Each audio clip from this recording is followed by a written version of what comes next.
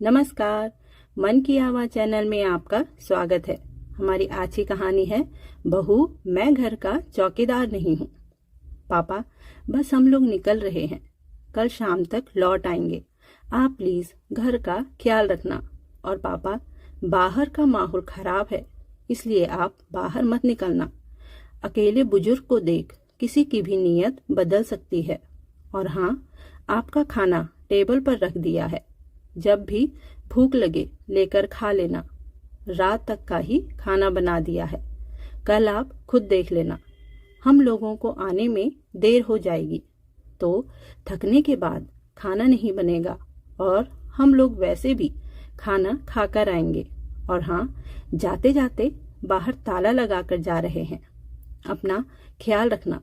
बेटे और बहू कहते हुए अपने परिवार के साथ घर से बाहर निकल गए। आज इन लोगों का रिजॉर्ट जाने का मूड है। सुबह से शाम तक वहीं मौज मस्ती करने का इरादा है। एक बार भी किसी ने कमल जी से नहीं पूछा कि वो भी जाना चाहते हैं या नहीं। सोफे पर से उठकर खिड़की के पास चलकर गए और खिड़की में से नीचे देखा तो दोनों अपनी कार में बच्चे के साथ बैठकर रवाना हो गए। थोड़ी देर तक खिड़की के बाहर यूं ही ताकते रहे। बाहर की चहल पहल और सोसाइटी में घूमते लोगों को देखकर कमल जी का मन खुश हो रहा था। लेकिन बेटे बहू ने तो उन्हें घर से बाहर निकलने से भी मना किया हुआ था। उसके बाद उदास मन से धीरे धीरे चलते हुए डाइनिंग टेबल पर आए और वहां रखे हुए खाने को खोलकर देखा। कैसरोल में 5 रोटियां, डोंगे में पतली सी दाल, एक प्लेट में सलाद के नाम पर एक प्याज काटकर रखा हुआ था। खाने को देखते ही मन सोचने लगे कि अभी तो सुबह के 8 ही बज रहे हैं। आज पूरा दिन मुझे इसी खाने से निकालना है। रात को भी खाना नहीं मिलेगा। इतने से मेरा पेट कैसे भरेगा? कल खुद ही खाना बनाना पड़ेगा। पिछली बार भी जब ये लोग घूमने गए थे, तब भी बहू इतना सा ही खाना बना कर गई थी। रात को घर पर आने के बाद कमल जी ने सिर्फ इतना ही तो कहा था कि बहू, मुझे बहुत जोर से भूख लगी है। बस उसी में बहू ने रोना धोना मचा दिया था। और बेटा तो वैसे भी अपनी पत्नी के आगे कुछ बोलता नहीं है, तो फिर आज क्या बोलेगा? एक लंबी गहरी सांस लेकर अपने कमरे की तरफ आए। कमरे में अपनी पत्नी की तस्वीर देखकर आंखों में आंसू आ गए। एक वो थी जो कभी मुझे भूखा नहीं रहने देती थी, पर उसके जाने के बाद तो सचमुच पेट भर खाने को भी तरस गया हूँ। बुढ़ापे में पत्नी के जाने के बाद उनकी ये हालत होगी, ऐसा उन्होंने कभी सोचा भी नहीं था। पत्नी की तस्वीर को सीने से लगा कमल जी अतीत में खो गए। कमल जी सरकारी पद पर कार्यरत थे। कमल जी और सल्ला जी का एक बेटा राजीव और एक बेटी पूनम थी। छोटा होने के कारण राजीव को बड़े लाड प्यार से पाल पोस कर बड़ा किया था माता पिता ने। कितनी उम्मीदी थी उन्हें उससे। पढ़ाई में भी होशियार था राजीव। उच्च शिक्षा के लिए कमल जी ने उसका दिल्ली के एक कॉलेज में एडमिशन करवा दिया और बेटी का एक अच्छा सा रिश्ता देख शादी करवा दी थी। वहीं कॉलेज में राजीव की मुलाकात रेनू से हुई। दिखने में हैंडसम राजीव रेनू को तो पहली ही नज़र में पसंद आ गया था। धीरे धीरे वो दोनों दोस्त बन गए। कॉलेज पूरा होते ही राजीव को एक अच्छी नौकरी मिल गई।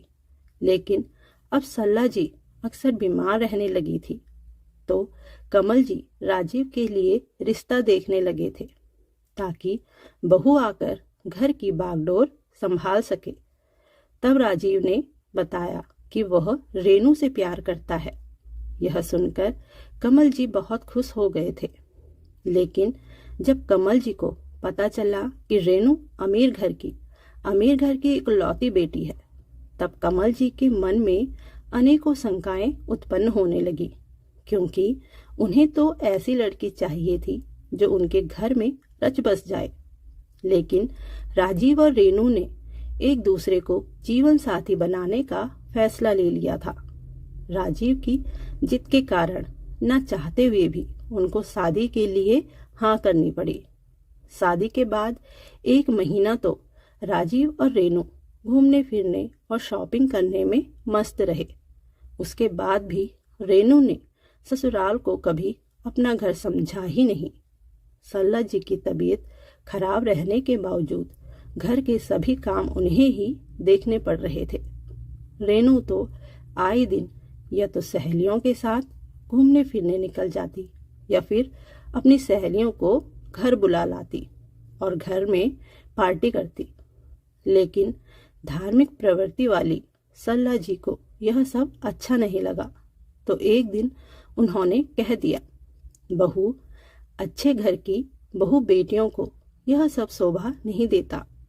इतनी बात सुनने की देर थी कि रेनू ने घर में तांडव मचा दिया और अपने पति को स्पष्ट तौर पर कह दिया कि उसकी लाइफ में किसी की दखल अंदाजी हो ये वो बिल्कुल भी बर्दाश्त नहीं करेगी। राजीव ने पत्नी को समझाने के बजाय उल्टा अपने माता पिता से कह दिया कि टोका टाकी ना किया करे। बहू के ये रंग देखकर कमल जी और सरला जी स्तब्ध रह गए। समय अपनी रफ्तार से चलता रहा और करीब 1 साल बाद राजीव और रेनू का बच्चा इस दुनिया में आया। अब रेनू का घर से बाहर निकलना थोड़ा कम हो चुका था। सरला जी और कमल जी पोते की आने से खुश थे। राजीव ने घर के कामों के लिए एक मेड लगा ली थी, जिससे सरला जी को भी आराम हो जाता। जैसे ही बच्चा 1 साल का हुआ तो दोबारा रेनू का अपनी सहेलियों के साथ पार्टी, नाचना गाना शुरू हो गया। सरला जी और कमल जी दोनों मिलकर पोते को देख रहे थे, लेकिन सरला जी की तबीयत धीरे धीरे और बिगड़ने लगी और एक दिन अपने पति कमल जी को अकेला छोड़कर चल बसी। अब कमल जी बिल्कुल अकेले हो गए थे। कमल जी दिन भर सरला जी की याद में आंसू बहाते और उनको याद करते। ऐसे में उनकी बेटी पूनम ने उनको हिम्मत दी। विदेश में रहकर भी वो अक्सर अपने पिता को फोन करती और उनका हालचाल पूछती और उनको माँ की यादों से बाहर निकालने के लिए घर से बाहर निकलने का सुझाव देती। लेकिन यहाँ घर से बाहर निकलना तो दूर, बहू ने उनको घर का चौकीदार बना दिया था। कमल जी वर्तमान में लौट आए और सोचने लगे, बीमार नहीं हूँ, पर फिर भी ये लोग मुझे बीमार बनाने में लगे हुए हैं। मैं जानता था कि हर बात के 2 पहलू होते हैं, पर कभी इस पहलू के बारे में तो सोचा ही नहीं था। पहले कितना घूमने का शौक था। महीने में 2 बार तो सरला जी के साथ बाहर घूमने निकल ही जाते थे, पर अब कितने महीनों से तो घर के बाहर भी नहीं निकला हूँ। ये लोग जब भी कहीं जाते हैं ताले में बंद करके जाते हैं। एक बार भी नहीं पूछते कि पापा आपको भी चलना है क्या। अब तो घुटन सी होने लगी है। किसी से बाहर बात भी नहीं करने देते और खुद भी बैठकर बात करना पसंद नहीं करते। आजकल पता नहीं दोस्तों के भी फोन नहीं आते, न उनका फोन लगता है। मेरे ही बेटे ने अपने घर का चौकीदार बनाकर रख दिया है मुझे। जब हाथ पैर चल रहे हैं तब मेरी कदर नहीं है, तो जिस दिन बिस्तर पकड़ लूंगा तो मुझे तो पूछेंगे भी नहीं। किसी न किसी निर्णय पर पहुंचना बहुत जरूरी हो चुका है। अभी कमल जी मन ही मन सोच रहे थे कि उनके फोन पर एक अननोन नंबर से फोन आया। जब मोबाइल उठाया तो दूसरी तरफ उनके दोस्त कैलाश जी बोल रहे थे, और कमल कैसा है, कितने दिनों बाद तेरा फोन लगा है। अरे कैलाश, आज इतने दिनों बाद तुझे मेरी याद कैसे आई? भाई यह पूछने के लिए कि कब तक भाभी के जाने का गम मनाएगा। कुछ आगे का सोचा है कि नहीं? अरे नहीं कैलाश, ऐसी कोई बात नहीं है। लेकिन तुम ऐसा क्यों बोल रहे हो? अरे मैं इसलिए ऐसा कह रहा हूँ क्योंकि पिछली बार हम सभी दोस्त मिलकर घूमने जा रहे थे और इस बार भी सारे दोस्त मिलकर रामेश्वर घूमने जा रहे हैं। तू भी चलेगा इस बार या पिछली 2 बार की तरह इस बार भी तुम मना कर दोगे? मैंने मना किया? कब? क्या कह रहे हो कैलाश? मेरी तो आज बहुत दिनों बाद तुमसे बात हो रही है। कमल जी ने माथे पर जोर देकर कहा। अरे पिछली बार हम सभी दोस्त मिलकर वैष्णो देवी यात्रा पर गए थे और उससे पहले कैलाश मानसरोवर यात्रा पर गए थे। तेरे फोन पर फोन लगाओ तो लगता ही नहीं है। आखिर तेरे बेटे को फोन लगाया था, तब तेरे बेटे ने ही कहा कि पापा मना कर रहे हैं। अब मम्मी के बगैर उनका कहीं मन नहीं लगता। इस बार मैंने किसी और नंबर से फोन लगाया तुझे। कमाल है, ये नंबर तो लग गया। इसका मतलब तूने हम सभी दोस्तों को ब्लॉक किया हुआ है। ये सब सुनकर कमल जी हैरान रह गए। उन्हें तो बिल्कुल पता नहीं था कि उनके दोस्त पहले भी 2 बार यात्रा पर जा चुके हैं। उनके मतलब बेटे ने उन तक बात पहुंचाई ही नहीं। और फिर उनका मोबाइल। अरे क्या हुआ जनाब, जवाब तो दे। अचानक कैलाश जी की आवाज से कमल जी की तंद्रा टूटी। अरे हाँ, इस बार जरूर जाऊंगा। कितना क्या पेमेंट देना है वो बता देना, मैं डिपॉजिट करा दूंगा। कमल जी थोड़ा हिचकिचाते हुए बोले। चल, मैं तुझे अपने व्हाट्सएप ग्रुप में शामिल कर लेता हूँ और वहीं सारी डिटेल भेज देता हूँ। और रही बात पेमेंट की, वो तू बाद में कर देना। कम से कम तूने हाँ तो की। वैसे भी हम परसों ही रवाना हो रहे हैं और तेरी टिकट हमने पहले ही करवा ली थी।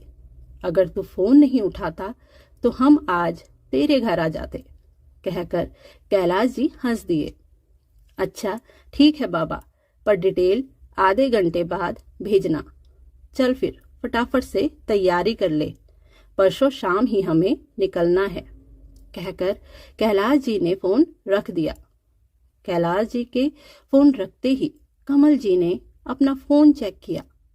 कमल जी के अधिकतर सभी दोस्त उसमें ब्लॉक हो रखे थे। उन्हें याद आया कि पिछली बार बच्चे को मेरे भरोसे छोड़कर जब दोनों ऊटी घूमने गए थे, तब शायद बेटे ने मेरे सभी दोस्तों को ब्लॉक कर दिया था। लेकिन आखिर क्यों? देखकर कमल जी का दिमाग चकरा गया। इतना बड़ा धोखा। कुछ देर तक आंखों में आंसू लिए अपनी पत्नी की तस्वीर की तरफ देखते रहे। फिर आंसू पोंछकर सबसे पहले कमल जी ने अपने सारे दोस्तों को फोन से अनब्लॉक किया। उसके बाद उठकर अपने कमरे में गए और अपनी अलमारी में से अपने टूर पर पहनने वाले कपड़े निकालकर पैक किए। अपने स्पोर्ट शूज निकाले और उनकी धूल साफ की। कुछ कैश और आईडी अपने पास रखे। मोबाइल पर अपने अकाउंट चेक किए। अपनी दवाइयों का बक्सा रखा। जितना समझ आया उस हिसाब से पैकिंग कर ली और इंतजार करने लगे दूसरे दिन का। रात को जब राजीव और रेनू घर आए, तब तक कमल जी सो चुके थे। किसी ने भी उनके कमरे में जाने की जहमत नहीं उठाई या उनका हालचाल पूछने की जरूरत नहीं समझी। दोनों कमरे में जाकर सो गए। दूसरे दिन जब बेटा और बहू चाय पी रहे थे, तो कमल जी तैयार होकर अपना बैग लेकर बाहर आए। उन्हें देखते ही राजीव बोला, अरे पापा, आप कहाँ चल दिए? मैं अपने दोस्तों के साथ रामेश्वर टूर जा रहा हूँ, मेरा भी टिकट है। कमल जी की बात सुनकर दोनों बेटे बहू एक दूसरे की शक्ल देखने लगे। तभी बहू रेनू बोली, पर पापा जी, आप ऐसे कैसे जा सकते हैं? शिव के एग्जाम शुरू होने वाले हैं और हमें भी बेंगलुरु के लिए रवाना होना है। मेरे मौसा जी के बेटे की शादी है। बच्चों को हम किसके भरोसे छोड़कर जाएंगे? आपने सोचा भी है? और क्यों फालतू में पैसे खर्च करना? आपके पास इतना ही पैसा है तो थोड़ा बहुत हमें ही दे दीजिए। और वैसे भी इस उम्र में कहाँ घूमने की लग रही है आपको? कल को गिर पड़ गए तो सेवा कौन करेगा? इसलिए चुपचाप अपना सामान वापस कमरे में रख दीजिए। रेनू बोली, मुझे ऑर्डर देने वाली तुम कौन होती हो बहू? तुम लोगों ने मुझे अपने घर का चौकीदार समझ रखा है, जो अपने बच्चे को मेरे भरोसे छोड़कर चले जाते हो। तुम लोगों की हिम्मत कैसे हो गई मेरे मोबाइल से मेरे दोस्तों को ब्लॉक करने की? पापा, आप गलत समझ रहे हो।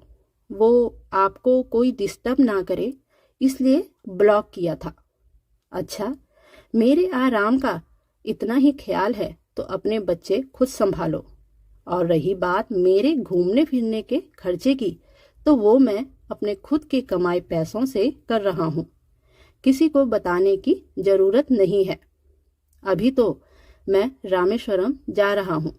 वापस आने के बाद भी अगर तुम लोगों का ऐसा ही रवैया रहा तो शायद मैं कोई ऐसा निर्णय ले लूंगा जिससे तुम दोनों के पास पछताने के अलावा और कोई रास्ता नहीं बचेगा। बहुत हो गई तुम दोनों की मनमानी, कहकर कमल जी वहां से रवाना हो गए। बेटे और बहू से कुछ बोलते ना बना। दोनों कमल जी के ऐसे व्यवहार से अचंभित थे। दोनों यही सोचते रह गए कि अगर हम नहीं बदले तो पापा आखिर क्या निर्णय लेंगे। धन्यवाद दोस्तों। कहानी पसंद आई हो तो कमेंट, लाइक, चैनल को सब्सक्राइब जरूर करिएगा।